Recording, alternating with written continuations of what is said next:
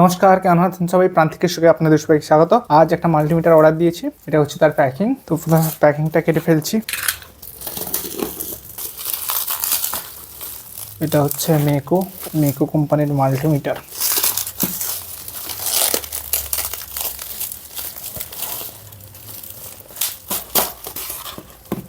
এরকম সুন্দর প্যাকেজিং এর মাধ্যমে এসছে।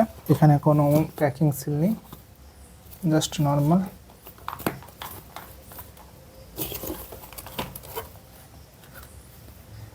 এই পাউচটার মধ্যে মাল্টিমিটারটা আছে। এটা হচ্ছে একদম কম্প্যাক্ট সাইজের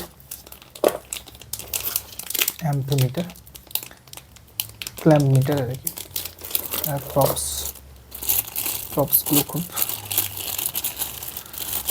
স্ট্যান্ডার্ডের একটা, খুব সুন্দর আছে প্রপসগুলো। এখানে লেখা আছে ক্যাট 3000 ভোল্ট 10 এম্পিয়ার ম্যাক্স। এখানে তোমার ওয়ারেন্টি লেখা আছে, পারচেসিং ডেট।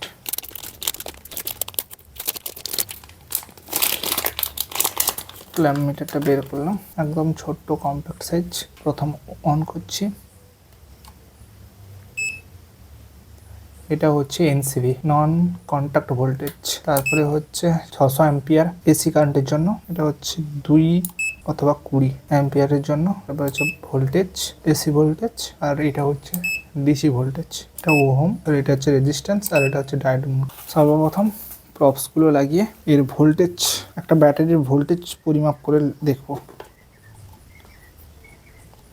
প্রপসগুলো পুরো সুন্দরভাবে লাগিয়ে নিলাম। এই ব্যাটারিটা আছে, এই ব্যাটারির ভোল্টেজ মাপার জন্য প্রথমে ডিসি ভোল্টেজ সিলেক্ট করতে হবে। এটা হচ্ছে ডিসি ভোল্ট, সিলেক্ট হয়ে গেছে। এবার লাল প্রপসটাকে লালে আর কালো প্রপসটাকে কালোতে দিতে হবে।